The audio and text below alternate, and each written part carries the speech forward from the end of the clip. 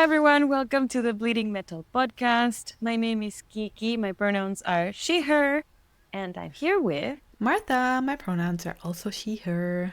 We had a lovely time at Tuska Festival this year, and once again, we hosted the Tuska Forum by Bleeding Metal.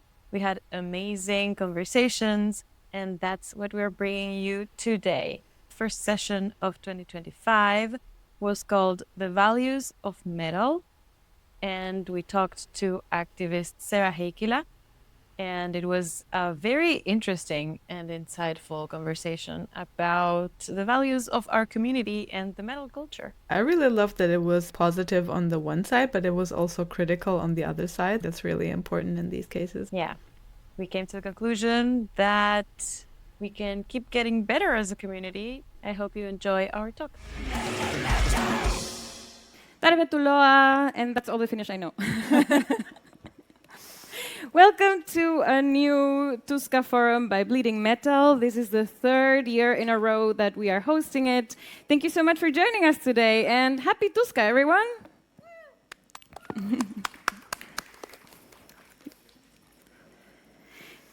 First of all, thank you so much for being here. Before we start talking about all of the things, we are also live streaming this on our YouTube.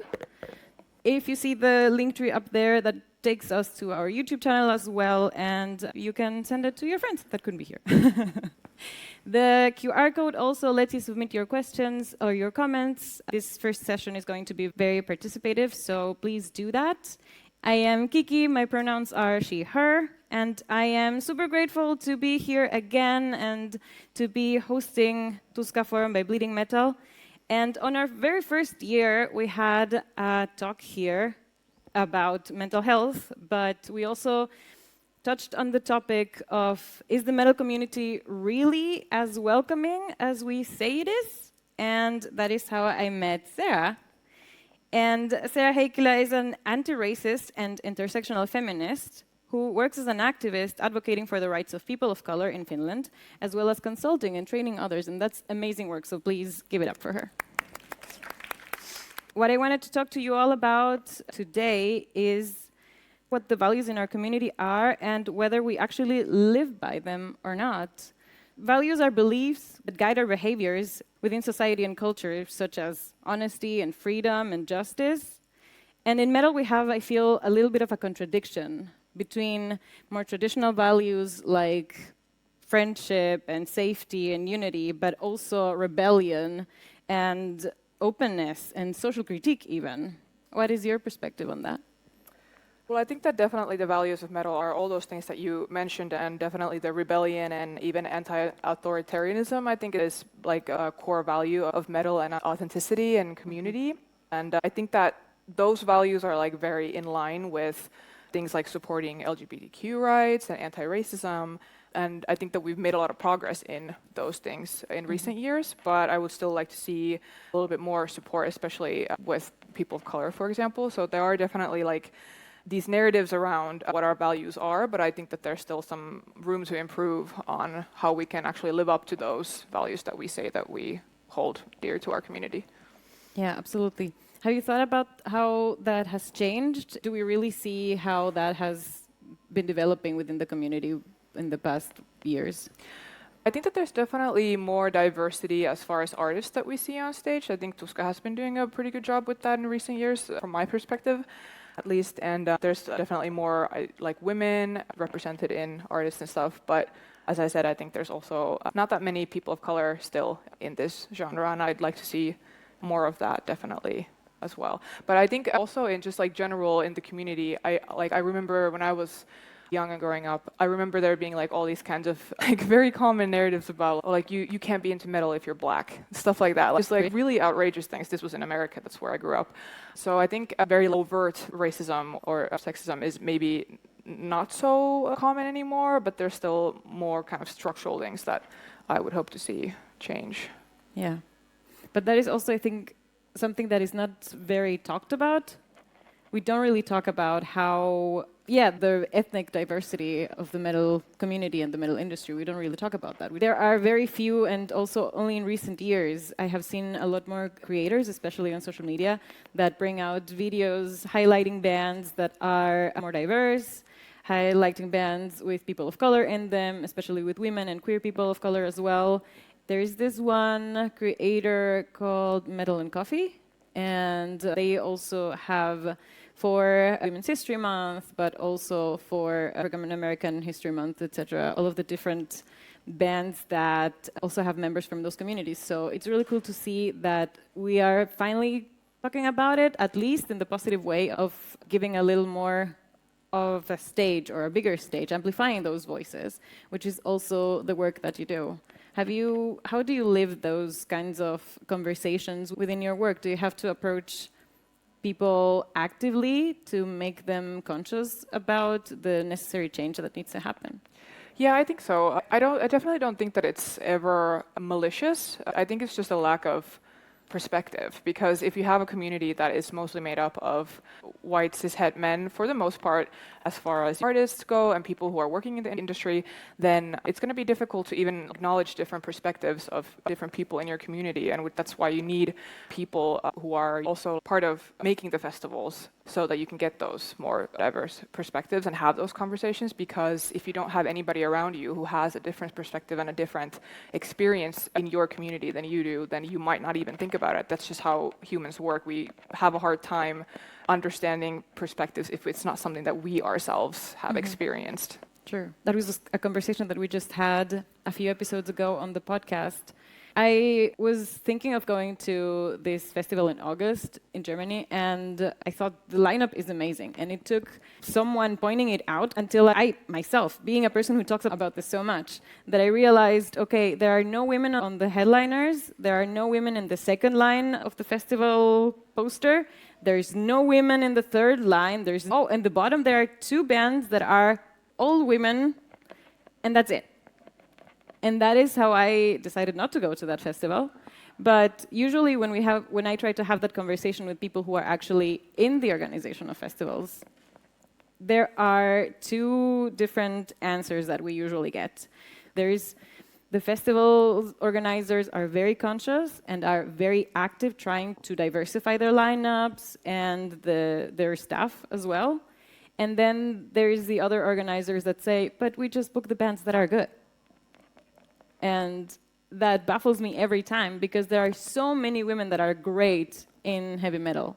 They are slaying on those stages. And why can't they look for them a little more actively? Why can't have a broader perspective and find those? So it's what you were just saying. We need to be pointed out. And I would also like to see that change, to see people not be confronted or defensive, but say, okay, yeah, maybe you're right. Maybe we should have a bit of a broader perspective and look for them more actively. Yeah, definitely. That's exactly what I was thinking about as well, is that, again, it's like a lack of perspective, is that you don't even think about stuff like that. And then when somebody points it out, it can feel really uncomfortable.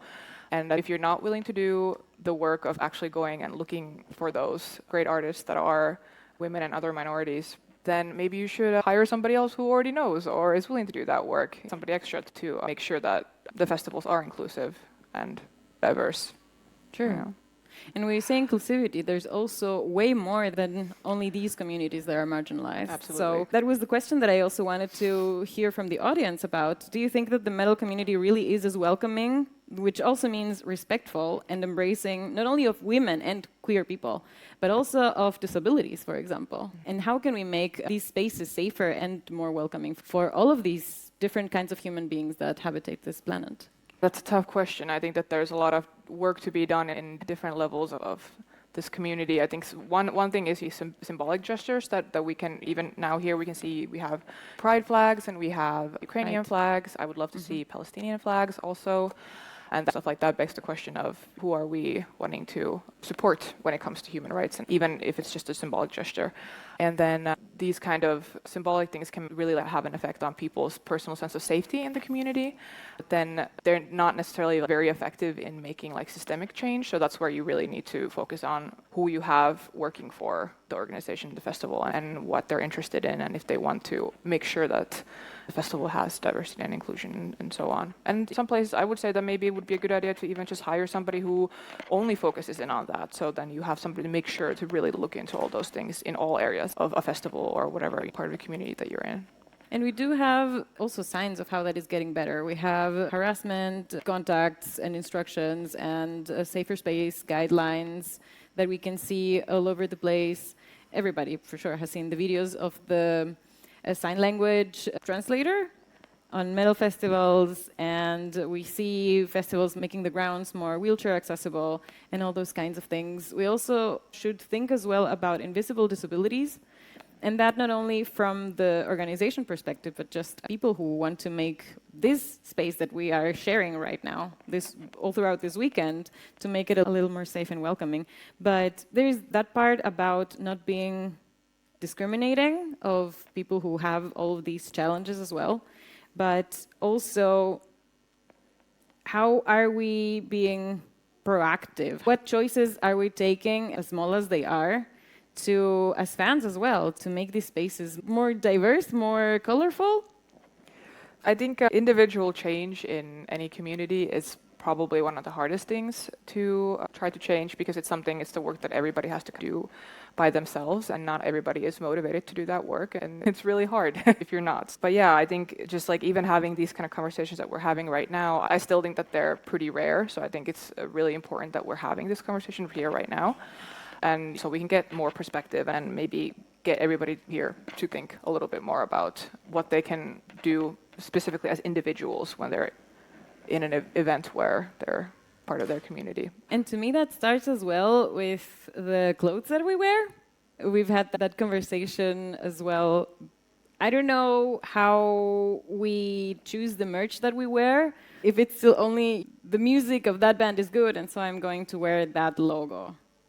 You know what I mean? We have been hearing so many stories in the past years about sexual abuse and abuse of other kinds within the metal community coming from artists. So as a woman, especially as a woman of color, walking around a festival or a concert, and I see someone wearing a shirt from a band that, whether it has been proven or not, but I choose to believe the survivors, and so I don't necessarily feel safe with that person or around that person.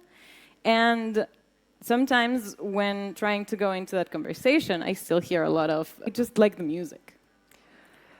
Yeah, again, I think that's a lack of perspective, because if it's not something that personally affects you, then it can be really easy to just ignore something like that. But yeah, I definitely agree with you there that it can be pretty uncomfortable to see people wearing certain band tees. Or even a couple of years ago when we met online, it started with me being here, and on the big screen there was safer spaces rules, and then right in front of me was a person with a patch that was like a Nazi symbols. And of course, it's not like you can go and check everybody's clothes when they come in, but it, yeah, can't help but be a little bit uncomfortable in that situation. Yeah. And that's also something really difficult, because I know that not everybody has the energy and time that I have to look up the band that I'm supporting and see if they are actually nice people, or even the interest to look up their lyrics and their history and see, okay, they are really interesting, they seem to be nice people, they seem to be speaking up for the right things, for the right causes. But it's something that I personally cannot really separate. And I like to be very conscious and intentional about the things that I am supporting, especially supporting financially. And I think that is a really important topic that we also wanted to discuss today. And within the artists that we want to support, we of course want to keep buying merch of our favorite artists, because that is the only way that they can support themselves and keep making music nowadays. Yep. But it's also important when we, as consumers, buy products, just in general. That's something that not all of us think about so much, that politics, we don't only vote with our vote, we also vote with our money. And that's something that we do every day. And whether we are voting, whether we are buying something that is a product that is destroying the environment, or whether we are investing in a company that is funding weapons that are going to war, or whether we are buying festival tickets, it can be really difficult to stand by our values and beliefs when we are living in this very oppressive capitalistic system. Definitely. I think it's always going to be unavoidable to not participate in some way. All the clothes that we buy, most of them are going to be made somewhere in a sweatshop, basically, not being paid a livable wage and like merchandise, like you were saying. And then also, like being here today, I was having a little bit of conflicting feelings because nowadays Tuska is owned by a company that is owned by a company that is owned by a company. That has some very sketchy relations to the Israeli apartheid happening in Palestine. So that is something that I did want to also bring up, and it's something people at Tuska, of course, that wasn't their decision of whether or not this company was being bought by another company and so forth. Mm-hmm. But as part of this community, I think that we still have the power to say something and make our voices heard about things like that and connections that we don't want to be a part of. Do you have specific strategies how we could make that change happen as well as a community? I guess boycotting is one thing, but it's difficult because there's probably always going to be people who will still attend who don't necessarily care about connections like that. I think that the bigger onus on boycotting would be on sponsorships and also bigger artists that can afford to not participate in festivals like these. It's really hard for smaller artists who it's their living. They don't necessarily have a choice to not go play a festival that has some kind of connections to human rights violations and stuff. But also getting informed is, I think, the first step. Yeah, for sure. Absolutely. I actually just heard from a friend of mine that there's a band playing here this weekend who found out about this connection and they wanted to pull out, but they couldn't anymore because of the contract that they made. And it is really difficult. And that's why, while I do want to encourage people to look into these kind of connections and make choices on whether or not you want to support financially or not, I still also want to be conscious and empathetic of the fact that it's not always that easy and there's a lot of conflicting things that goes into making those decisions. And those conflicting things can also be just the love of a band, or there's a lot of emotion that comes into play into these decisions and into these conversations sometimes. So it can be a really delicate issue to talk about and also to deal with oneself. Yeah, absolutely. We have a first question, and it says, how do you kindly discuss the matters about, specifically, for example, race and inclusion with someone who is a little more old-timey? Little more old-timey. I think I try to approach conversations like that always with empathy and understanding that a lot of things that might be completely self-evident to me might be completely new to somebody else, especially if they're of an older generation. Going into the conversation with kindness, I think, and understanding, and then also maybe not having too big of expectations, because it can be a small step, and then maybe you can take another step and another step some other time, but you don't expect to change anybody's mind with one conversation. But it can be a door that can be opened for the first time, and maybe something good can come out of that eventually. That's nice. A lot of empathy, compassion. I would say also empathy for yourself. Those kinds of conversations can take a lot of patience and energy. And always take care of yourselves is my advice. Yeah, and it's always okay to say, you know what, I don't want to talk about this right now. Everybody can always ask questions, and you can always have the right to say, you know what, I don't want to have this conversation right now. True. Prioritizing yourself and being able to take yourself out of that situation is important. One part of the raging against the machine that is so ingrained into metal is not only being loud and, screaming as part of the music, but I would say that it is to have a bit of a critical perspective towards the things that are happening in the world. I think that right now we all know all the war and all the violence that we are bombarded with as well through social media, how we see it happen in real time. And it's just really important to have these conversations and to keep talking about it, about all the human rights that are being abolished or just not respected all around the world. And I think if we want to be the metal community that we say we are so friendly and respectful and we stick together and we lift each other up, be it in the mosh pit or it should be everywhere really, we should have these conversations and we should know that human rights are for every human And we should lead by example even, and keep aggressors and perpetrators accountable, make spaces safe, look out for each other all the time. Also online, it can be so, the internet can be so full of hate. But yeah, is there anything else that you would want to tell the metal community? How can we be better? How can we be better? I guess I said Do you have a list of things? I guess I touched on all the things that I was already thinking about beforehand that I wanted to say. But yeah, definitely, I think it's really important for everybody as an individual to really think about what kind of assumptions we make about who is a part of this community and who is not. And they can be very subconscious. So you really have to do some work and think it through, like, who are we excluding by accident? And it doesn't necessarily have to be that anybody's saying that you don't belong here, but it can come in microaggressions and little things about Jokes even. Yeah, jokes. Sometimes I hear people talking, especially online, about like, this genre is gay or this genre is stuff like that. Which is like, what does that mean? I don't understand. What is it? Yeah. And usually that has something to do with a band having a predominantly female fan base, or maybe like gender non-conforming presentation, like men wearing makeup and doing their hair and stuff like that. Even though that's, of course, it's common, but it's still, I see a lot of that for a lot of bands. Or why do we have these like trolls like Ronnie Radke saying that motionless in white is falling in reverse for trans people? Like what does that mean? You know, like. So yeah, I don't know. Just some thoughts that came to mind. Yeah, ridiculous is what he is. Yeah. I think that also it's really important to know that whenever someone points these kinds of things out, no one of us is perfect, and we shouldn't necessarily strive to be perfect. But whenever someone points things out, not to feel attacked or confronted right away, but to try to actually see if they are right. How can I make this person feel better, feel safer? That example, you shouldn't be using the word gay as an insult. It's 2025, you should know better. Yeah. Okay, if someone tells you that, then think about it. No one is calling you names, no one is saying you're dumb, or we're just saying, maybe just think about the words that you're using and what it actually means, and who could you be harming by using those words like that. Yeah. And then, okay, I have made mistakes, we all make mistakes.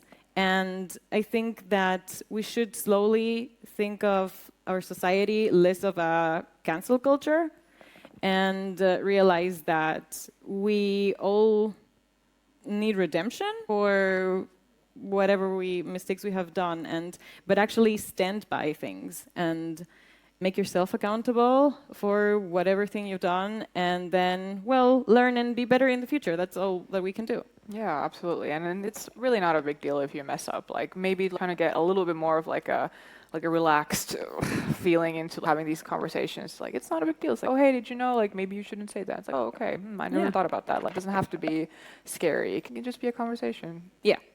The point was, let's put some more actions behind the words that the metal community is so nice and welcoming and cool. And yeah, let's lead by example and actually be that and have some fun. Because yes, in comparison to other communities and subcultures, I guess, the metal community is indeed pretty nice to each other. Yeah. You sent in another one. When is it worth it to get angry and frustrated while talking about people's rights and unfairness in the world? Good question. I think that's a very personal thing, when it's worth it for you to get angry. And of course, being angry, that's not something that you can really control. Is when you get angry and doesn't do you any good to try to squash that anger. But what is important is choosing your battles and choosing in what situations you feel like it is worth it to put in that effort, and then really think about, like, is this a person who's just trying to be provocative and trying to get me angry? Because there's plenty of those people, and they don't even care about the conversation. They just want to make you mad. So trying to focus in on who's the person who genuinely wants to have that conversation, and trying to find those little spaces where you feel like maybe speaking up could actually have some kind of an effect. But that's really hard. It's something that you just, like, with time, learn to feel out, and like also depending on what kind of communities you're involved in, and like what are the ways in those communities that are going to be impactful. Yeah, that's a really good point too. We have two more questions. Let's see if and how we can talk about them, because we talked about structural issues getting into the metal fan base. What kind of issues are these, and what can we do about it? I think it was about the investors and the sponsors that are shady. To say Right. it like that. If that's the question, then yeah. So Tuska and also Flow Festival. I don't know if maybe you guys have heard of Flow Strike, but hasn't been a similar boycotting movement for Tuska. But Flow and Tuska is currently owned by Superstruct, I believe, who was a couple of years ago was bought by this big investment firm that have investments in companies that, for example, they advertise the selling of land on the West Bank in Palestine, which is illegal because it's an occupied territory. And there was some other connections with Israeli apartheid as well.